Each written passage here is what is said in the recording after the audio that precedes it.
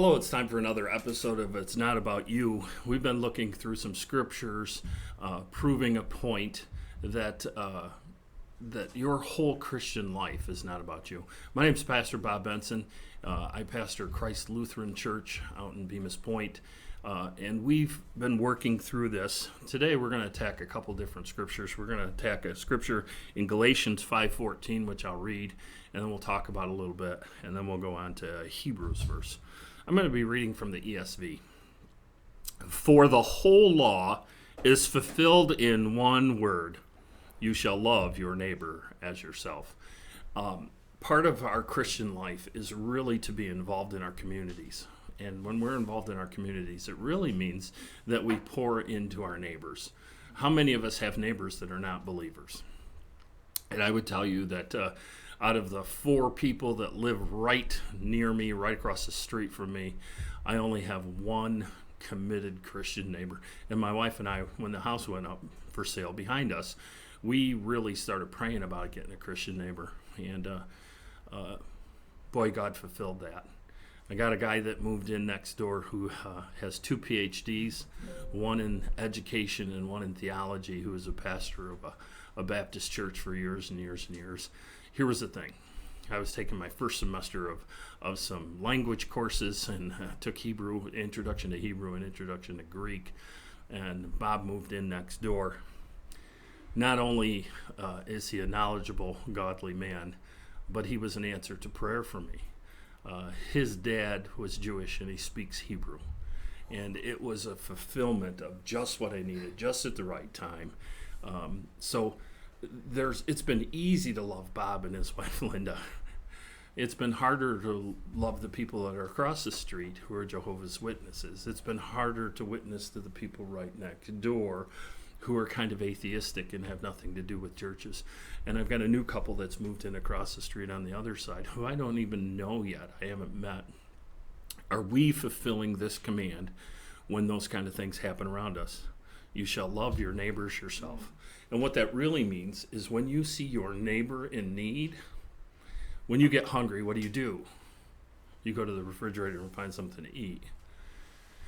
Do you know your neighbors well enough to know when they're hungry or when they're thirsty? And when they are, do you help them find food and drink? And I mean, that really, it's physical in that way, but it's really a spiritual need. Do you see your neighbors in spiritual need? And do you love them the way you love yourself? Do you help fulfill those needs? Now, I can tell you there's been some circumstances where I've had opportunities to love on my neighbors. And they know that I'm a pastor, and they know that I go to church on a regular basis. And we're trying to influence our community. We got to start with the people right next door. So I think this is a pivotal verse for us to be selfless, to be about Jesus' work and serving people. The other scripture that I'd like to look at today is in Hebrews. We're going to go to Hebrews 13, verse 5. Where it says, keep your life free from love of money and be content with what you have. For he has said, I will never leave you nor forsake you. Part of selflessness is learning to be content in whatever place Jesus has placed you. I hear a lot of people seize out of context a particular verse that says, I can do all things through Christ who strengtheneth me. Well, you know what that's talking about. Paul is talking about there that he has had plenty and he has been in need. Whatever place he finds himself, he can live in that place. It's about being content in the place that God has placed you. Now, that doesn't mean that we can sit around and eat bonbons and expect God to take care of us. He does expect us to engage in our own welfare. But it's not about gaining strength in a financial position. It's about serving people. And sometimes God asks us to sacrifice some of the things that we have to serve others. He does that with tithing. He gives us everything, and he's asked us to give him such a small portion back. Does he need your money? He does not need your money. He owns the cattle on 1,000 hills. But unfortunately for mankind, we put our money where our heart is. And he wants your heart. And that's why he's asked you to give back a portion. Matter of fact, he says to test him in it.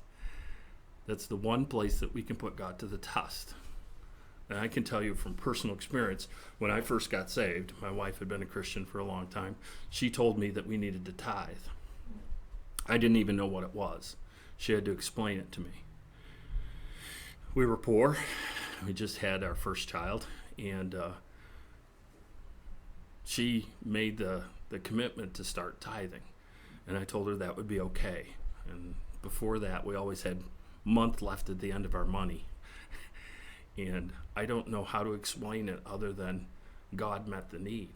As soon as we started tithing, there was a little money left at the end of the month, and nothing changed financially for us other than we were doing what God challenged us to do. See, it's not about building up money here on this earth. It's about building up people in the kingdom and building the kingdom. That becomes not about us. And when it becomes not about us, it becomes about Jesus Christ. That's when we highlight what God can do in our lives. So, as a personal encouragement, do the things that God's called you to do and do them well. So it's not about me. My name is Pastor Bob Benson. Thank you.